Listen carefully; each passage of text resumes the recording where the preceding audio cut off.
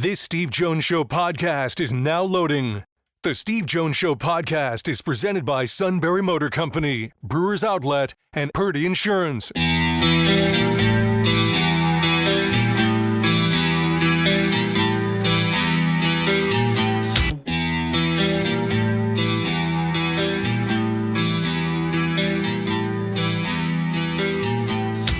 Bringing you an in-depth look at Penn State sports and more. This is the Steve Jones Show on News Radio 1070 WKOK. The Steve Jones Show is presented by Purdy Insurance, Brewers Outlet, and Sunbury Motor Company. Now from the Sunbury Motor Studio, here's Steve Jones. Sunbury Motors, 4th Street in Sunbury. Sunbury Motors Kia. Routes 11 and 15 at Hummels Wharf and online at sunburymotors.com. Ford, Kia, Hyundai, the best in new inventory. Great pre-owned inventory with the all-important Sunbury Motors guarantee. They go over every vehicle on the lot. Just eases the buying experience. And a terrific service department, quick lane, inspections, routine, difficult. All at Sunbury Motors, 4th Street in Sunbury. Sunbury Motors Kia, routes 11 and 15 in Hummels Wharf. And online at sunburymotors.com. I know we have wheels today, right? Yes. We have him in the 2 o'clock hour, and I told him if he has time, we could spare 2 segments for him because I know you guys like to chat. Yes. And we have Rich today, too? And Rich Scarcella at 1:35. There we are. And how are you today, sir? Normal. Well, that's not good. Normal. All right, frazzled. Yes, that would be the normal. Frazzled? Yeah, come on. I'm always frazzled. You're frazzled. Really? All right. Yeah, that's just a typical day for me, though. Okay. Oh, jeez. Penn State, I knew it was going to be a night game. I knew it. We've been saying this for weeks. Oh, God. Indiana? Iowa. No, Iowa. 7 o'clock. And the radio audience should be pretty high for it. It's on Peacock exclusively. All right, great. Oh, boy. Great. That's right. Fabulous. We knew it was going to be a night game. We thought NBC might take it to go 7:30. Well, NBC is taking it. But I mean, we knew it was going to be at night. But, like, putting it on Peacock? I'm telling you, at some point, I know I'm going to get to the UCLA thing in a moment, okay? Please don't think I'm not. Everybody knows darn well I don't avoid anything, okay? I don't avoid things. All right? I just saw this now. That's the only reason why I'm reacting to it. All right? At some point, we're going to have a Super Bowl on streaming. You think? I don't know. I don't know if they could do it. I don't think you could do it for a Super Bowl or a playoff game. I just don't see it. You have already done it for a playoff game. They have a streaming playoff game every year now. Yeah, just one streaming playoff game? I thought that was on both. I thought that was on a stream and on a network. No. Chiefs and Dolphins, that game was exclusively on Peacock. Last year and then this year, you'll have an Amazon one. This will be the 3rd straight year with a streaming playoff game. Streaming only. The question on everybody's mind right now. That money-grubbing organization, which is what they are. They are scorched earth financially. Okay? Will do whatever they think will get them the money. Don't think they're going to sit down and go, well, isn't it best for the rest of America? No, it's best for the NFL. I mean, you got to give them credit. They make no secret of it. Yeah, but they can't afford to run their own network, so, you know. No, they get rid of it. But everybody's doing that. Everybody's doing it because it does cost a lot of money to run that thing. But at some point, I'm telling you, these guys are going to do a streaming Super Bowl. Maybe on Netflix, whatever. Ugh. I'm just telling you. Well, and here's the other thing. Okay, Christmas Day. Christmas Day. Oh, they're don't even get me streaming started about Christmas Day. They're streaming 2 games on Christmas Day, and I they're know. not even on the conventional network. They're on Netflix. I don't even All right, so, talk about okay. that. They still Okay. Netflix still owes me money from the Steelers game last year. Right. Now let me talk about the game on Saturday, because I apologize. I just saw the Iowa thing. I apologize. I was just reacting to it. I don't want anybody to think in any way, shape, or form I'm avoiding anything. I am not. So let's get to it. For UCLA, obviously a great day. And for the Neuheisel family, a great day. And do not in any. I think Rick Neuheisel is brilliant. I think he's outstanding at what he does. I think he offers a lot of great perspective, but never forget he's also a dad, and he was proud of his son. And his son did a heck of a job in the limited time he had to prepare to be the play caller. And he did a really nice job. The key to the game in terms of the play were the scrambles, the 4 big scrambles by Nico Iamaleava. Iamaleava, the 4 scrambles netted literally 120 yards. He ran for 136. 120 were on the 4 scrambles. All 4 scrambles led to points. So what happened? They did a great job, A, of chipping the defensive ends, and B, there were some times where Penn State was in man coverage, and when you are in man coverage, where is your back? And because they were in man coverage, everybody was covered, and he had nowhere to throw the ball. But their backs are also to the quarterback. They're facing the receiver. And so when he took off, there was wide open space in the center of the field.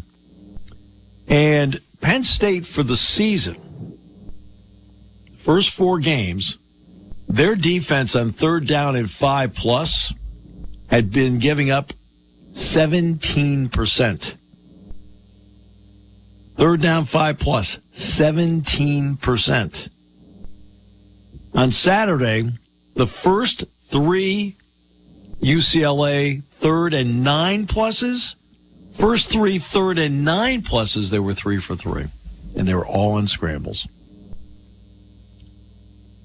He ended up 3rd and 9 plus 3 is 6. But again, at that point, Penn State again is playing catch up. The onside kick hung over the game all day. It was the extra possession. It may have been a field goal, but it hung over the game because that was an extra possession and put the defense out on the field for back-to-back possessions in the opening 8 minutes.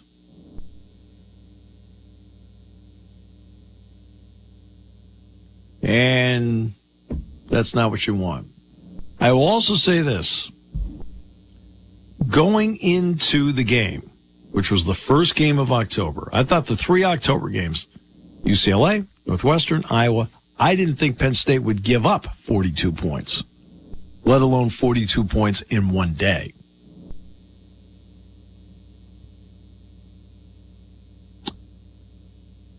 I know that injuries are not an excuse, so I'm not using that as an excuse. But I will say that losing Tony Rojas and the way it happened, and to happen on a Tuesday, I think kind of was a shock to the system for everybody on that defense, and a shock to the system for the team. I mean, it's, he gets hurt. He's having not a good year. He's having a great year. He's grasped Jim's defense. He understands how to play it. You can tell. And he plays with speed. You're talking about a sub 4.4 linebacker. Sub 4.4 linebacker. You don't have him. But it's not just that you don't have him. It happens on a Tuesday afternoon. The way it happened, I'm not going to, okay? And you're like, you got to be kidding me. And it's a shock to the system for everybody. I I mean, you know Don DeLuca's going to step up and play. You know that. You've got that part. That everybody understands that. But it's still, I mean, you talk about a well-liked player on that team. And Tony, I can tell you, Tony's devastated. I just briefly talked to him on Wednesday. He's devastated. And it's just a shock to the system for everybody. It's like, now, you have to move on from this. We all know that. I mean, Donko got hurt last year, and everybody knew it, and then Rucci stepped in, and Rucci did a really good job. Okay. But it was the scrambling part, because in the second half, you want to know what his passing numbers were in the second half? Take a guess, Kevin. What, the yardage? Nico Iamaleava. What was it? What were his passing 65. numbers? Well, 65 yards passing? 65 yards passing. Too high. Wow. 35? Too high. 10. Too high. Oh my goodness! I didn't even take notice of that number in the second half. He was 3 of 6 for 8 yards passing in the second half. All right. So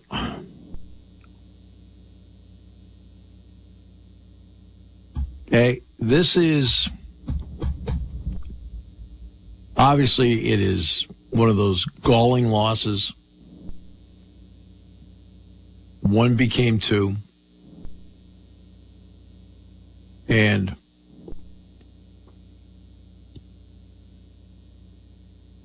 you have to now regroup and go from there. It's something that's really tough, though, is that James has used, and I've used the word, and I've used this word a lot over the years,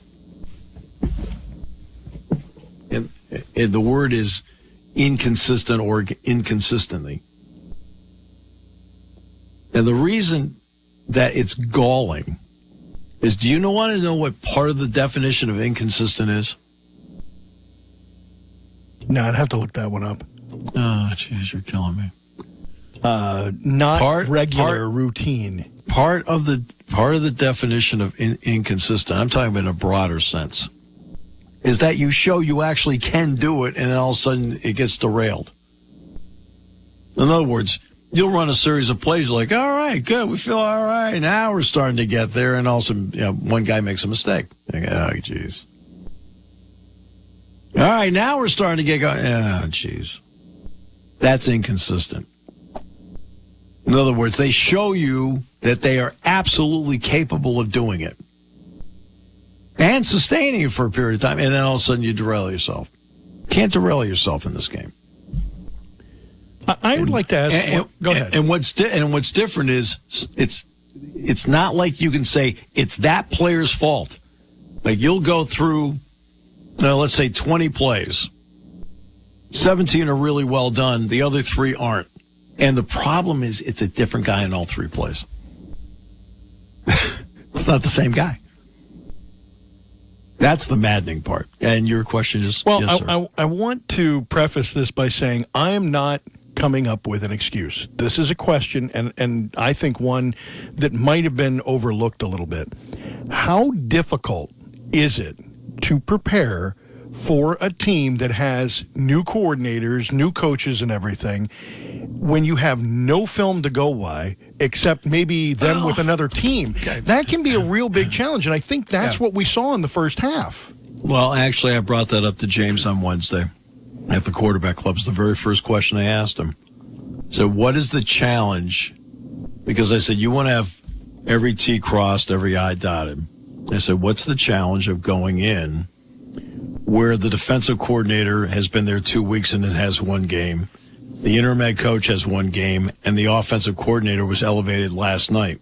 This was on Wednesday, so he's elevated on Tuesday. And he says, incredibly challenging. So we don't really quite know how they want to do it, how they want to go about it. And now, does Penn State have the better personnel? Yeah. I mean, was Penn State a justifiably heavy favorite? Yeah. Did they win the game? No. Right? And it's, without question, a galling loss. So, I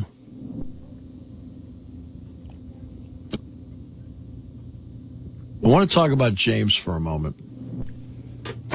The worst decisions, in fact, I'm talking to a perfect example of it. The worst decisions are made in anger and panic. Just panic, no anger. Oh, no, you never get angry. I get Panic, yes. No. Anger, no. No, I've never seen, you know what? I've never seen you angry. You may have not been happy about something, but Right. I've never seen you angry, ever. I mean, you're just one of the really cool, really good dudes out there. Never seen you angry about anything. Right. Now, panic, yes. You and I will both admit there are moments you panic, and who talks you off the ledge? Many moments. And who talks you off the ledge? Most of the time it's you or you via text. Yes. Yes. Okay. There was one game that I was complaining about, and you said, let the game come to you. You've got an entire second half. And that was over text. Was I wrong? Well, no, I still stunk, but it got better. It was less stinky. Yes, you did a lot better. Don't worry about it. Okay? So, whenever anything like this happens, whether it's Oregon or Saturday, oh, got to move on, got to go. All right, I got it. I understand that. 9 times out of 10, the best decision you make is no decision. So let's just say everybody wants to move on. Let's move on. Okay, fine. And I put down 5 blind resumes. 5 blind resumes. And we're going through X, Y, Z, coordinator here, head coach there, whatever. And I get to this resume here. And I look at the resume and I go, okay. Won a conference championship. Was in the conference championship game twice. Won 1. Went to the college football playoff. Won 2 games there. He's won a Rose Bowl, 2 Fiesta Bowls, a Cotton Bowl. He said, wow, how many 11 win seasons? Wow. 89% graduation rate. Whew. He'd be one of the first guys you'd interview. And whose resume is that? Okay. Now, have they only beaten Ohio State once? Yes. Completely get it. The Michigan thing, I'm not even. I'm done addressing because they'd beaten them 3 out of 4 times till the shenanigans at Michigan started. Sorry, but shenanigans are shenanigans. And you have to be somebody that understands the culture here at Penn State. The culture at Penn State, which is a wonderful, beautiful culture. But each school has its own culture, and he has worked hard to understand the culture here at Penn State. Now, the bottom line is winning games. Well, he's won a bunch of them. He's won 104. Only one other coach here in the history of the school has won more games. I wonder who that was. So as I jokingly told him a couple weeks ago, I said, you're permanently going to be in second place. We're just kidding around. Okay? He has done a great job with the developmental program. He has stuck to the standards of the university. And he's won exponentially more big games than you realize. There are a lot of big games out there to be had and won.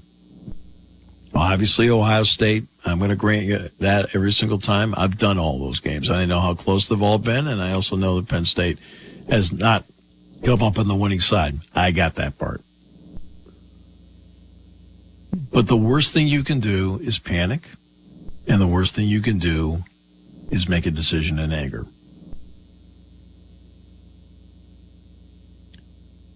Penn State had a bad week. No getting around it. The things have not played out this season. Things have not played out this season the way any of us thought they might. Just haven't. Okay?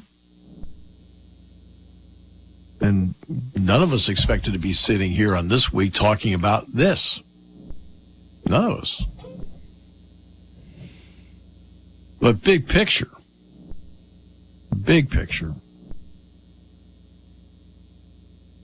he's done so many incredible things there.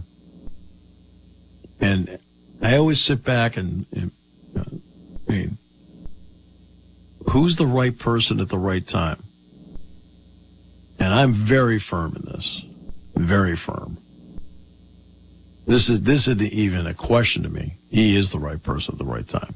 In today's college football landscape, navigating NIL, navigating the transfer portal, trying to make sure guys graduate, making sure they're set up so they don't blow their money in a lifetime.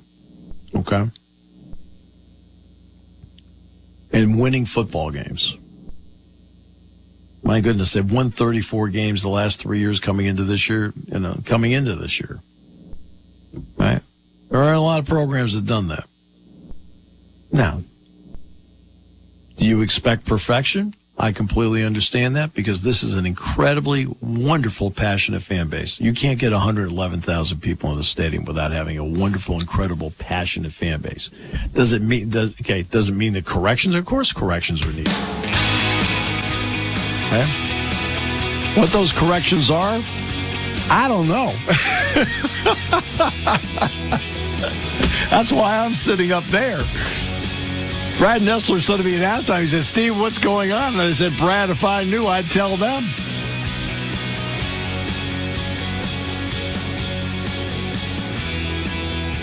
You have a coach that believes in the model of college football, but also in the modern model, which has taken a lot of great names off the grid. From Nick Saban to Jay Wright to Mike Krzyzewski to now even Bruce Pearl. They're out of it. Why? Because they don't want to navigate it anymore. You have a passionate coach that is, I'm telling you, this guy's working 18, 20 hours a day because every time you turn around, he's flying here, flying there, and then trying to coach his team. Hi, this is Season. For over 100 years, the Purdy Insurance Agency has been protecting families and businesses of the greater Susquehanna Valley and beyond. With the experience of our trained and knowledgeable staff, you can rest assured that your needs will be evaluated and met by some of the industry's best representatives. No matter what your insurance needs are, call Purdy Insurance today at 570-286-5855. Visit our website at purdyinsurance.com or check us out on Facebook to see what we can do for you.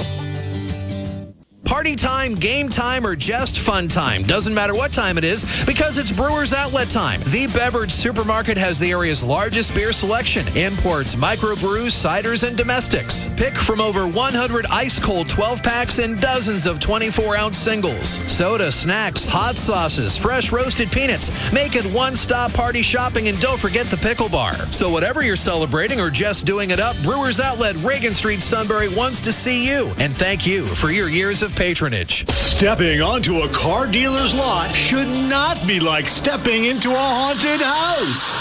Sunbury Motors can take your car shopping fears away. SMC has been satisfying more customers, selling more cars, and providing you with a tradition of trust since 1915.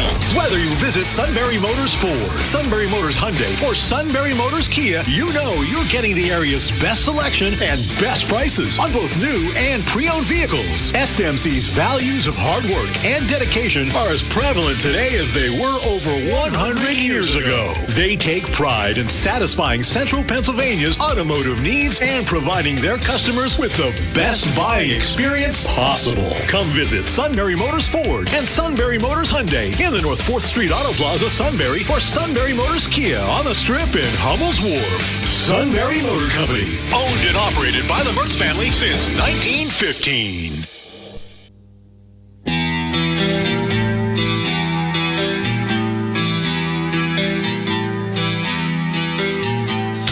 Bringing you an in-depth look at Penn State sports and more. This is the Steve Jones Show on News Radio 1070 WKOK. The Steve Jones Show is presented by Sunbury Motor Company, Purdy Insurance, and Brewers Outlet. Now from the Sunbury Motor Studio, here's Steve Jones. And this half hour is brought to you by Purdy Insurance. Market Street in Sunbury. Go to purdyinsurance.com. Auto, home, life, business, boat, motorcycle, RV.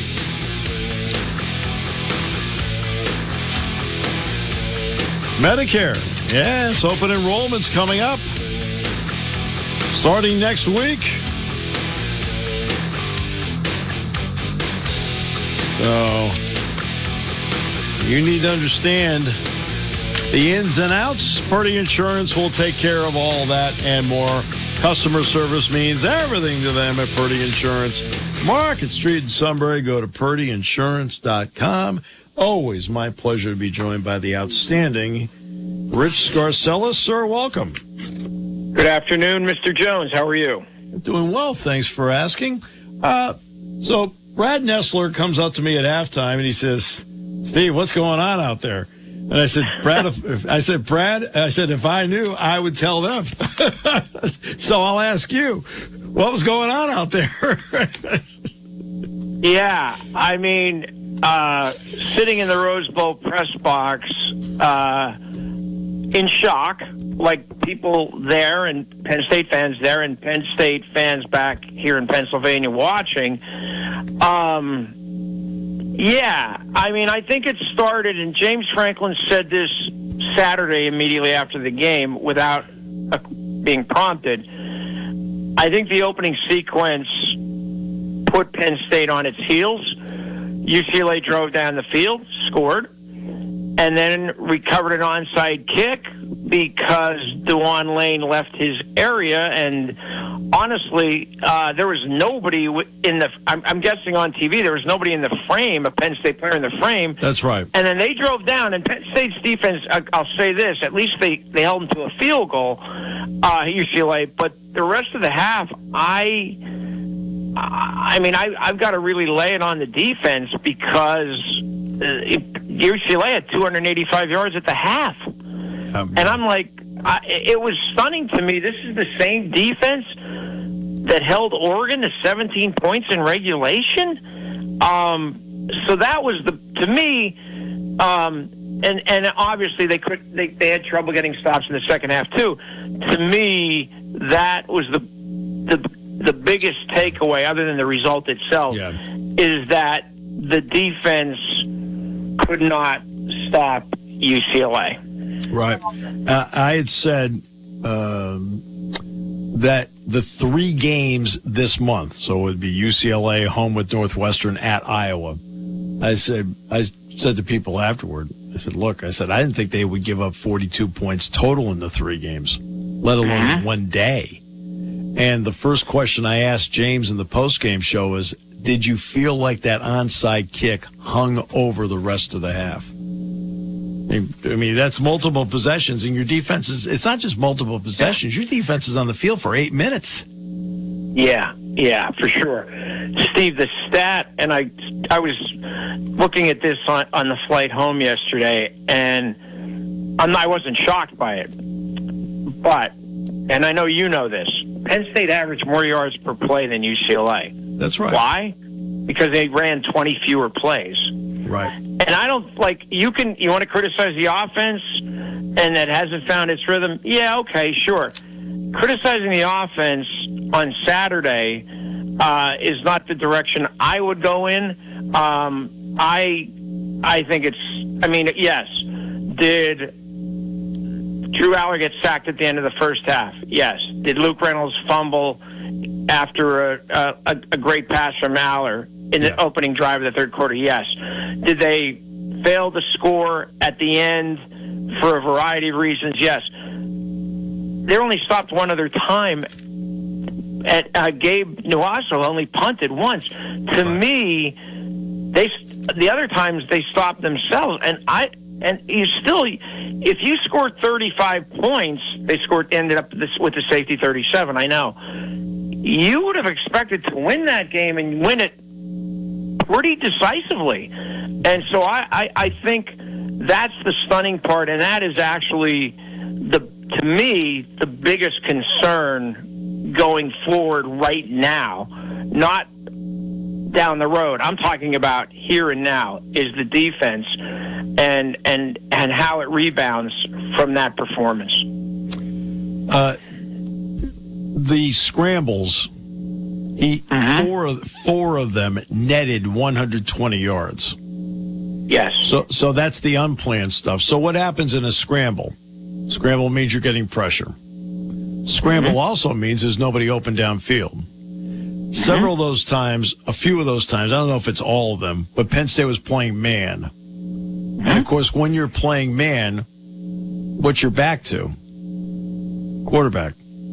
And Penn State was 17% on the season defending third down and 5+. 17%. Third and 5+. The first 3 third and 9s, third and 9+s that UCLA had, they converted because he scrambled for it. Yeah. I think there's a couple of things there. There's no doubt about it. Nico was terrific. He was the reason why UCLA won the game. I mean, if you're looking at it from the UCLA point of view, I think Penn State needed to spy him more often. They didn't until later in the game, and it wasn't successful. That's one. I think, as Denai Dennis Sutton said, their pass rushers didn't stay in their lanes. That's what he said. I remember the 52-yard or 53-yard scramble. Yep. We're behind the play, and I'm not sure where your booth was, but where we were kind of behind it. And I could not believe how much open real estate there was in front of him. Yep. I mean, it was shocking to me. I know Tony Rojas got hurt, and it was a loss. I understand that. But the defense has to play better than that. You've got to overcome the loss of one player. I know it's a position they're thin, but this is the 5th game of the season as well. That's right. No, it's not an excuse. I mean, when it happened, how it happened, that's a shock to the system for everybody, okay? But you also have had other guys playing during the course of the year, too. So they need to step up and make plays for you. Yes. Without a doubt. They also did a good job of, in certain situations, I thought UCLA did a good job at chipping the ends. They did. They did. Yeah. I agree with you on that. Yeah, they did a good job with that. That helped. But there's, again, Dick Girardi and I talk about this all the time in basketball. One of the keys to the game, and when we're ever talking about keys to the game, play with the lead. Penn State's got to stop playing from behind. They've got to be the team with the killer instinct out of the gate and go after somebody and make them chase them. There's no doubt about that. I mean, you fell behind 17-3, but it was in the second half against Oregon. I get it. Yep. And then you fall behind 27-7, and at halftime it was crazy. You're sitting there and you're just like, is this real? It was almost surreal. Yeah. And I thought Drew Aller played his rear end off. Yes, he did. Yes, he did. I thought. I mean, I don't want to point on, but I thought the throw to Luke Reynolds in the end zone should have been caught. Yes, I do too. Unfair or not, Tyler Warren would have made that catch, and you would have had a tie or maybe a chance or go for 2. I don't know what James would have done, right. But the point is, I thought he played a really, really terrific game.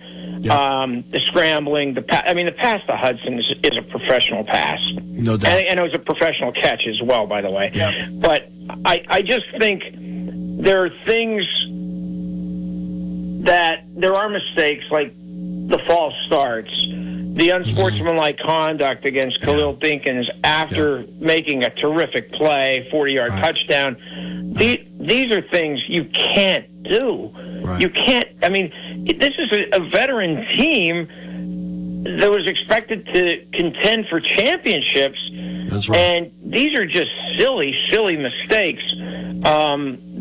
Those are things that, at this point of the season, they can't happen.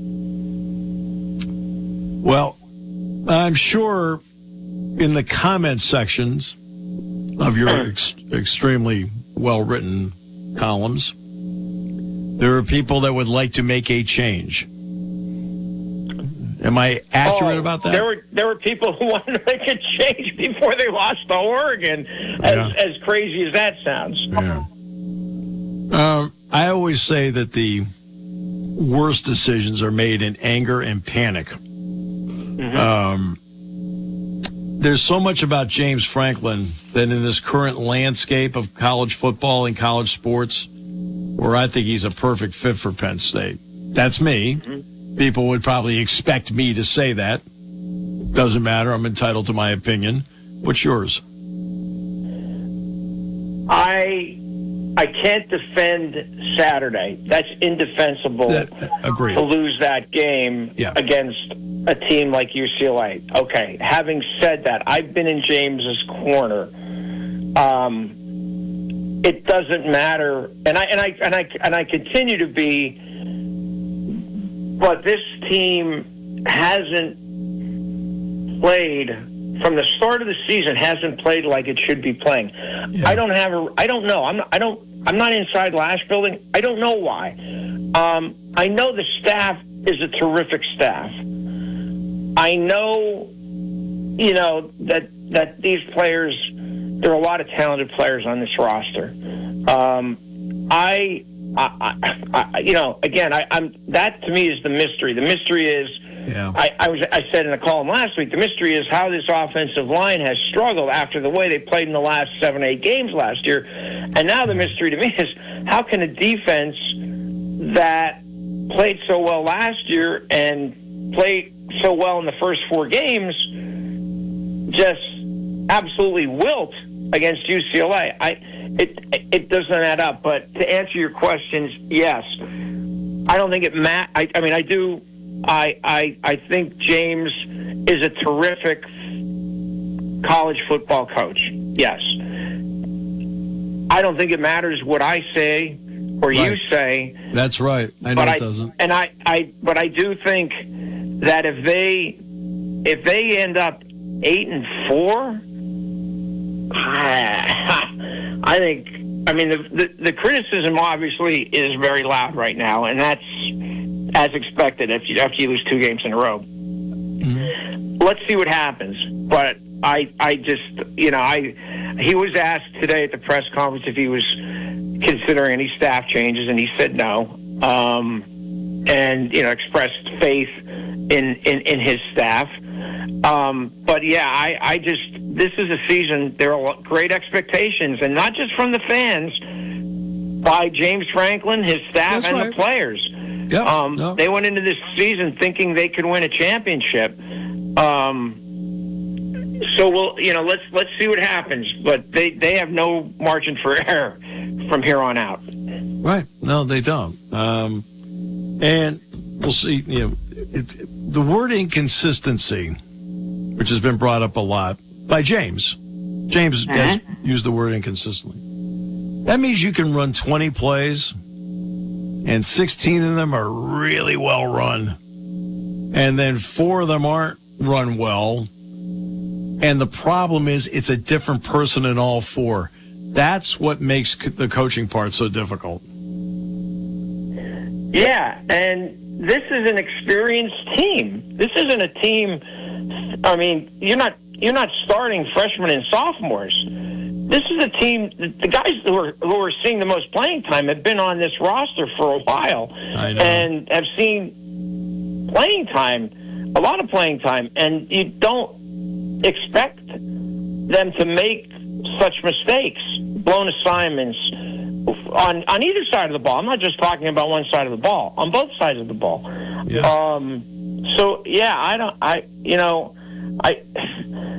I'm so, somebody said to me, what do you think happens over the next 7 games? I had to think there for a second. But I don't know. I really don't know. I don't know what to expect. Nobody knows. And, you go out, in their point of view, to them, everything is Northwestern. And it has to be. You have to somehow figure out a way to walk into a winning locker room and feel good about yourself. I mean, that's the beginning of coming back. Yeah, 100%. I mean, I think I understand that. I mean, he mentioned that several times during the press conference, and that has to be the focus.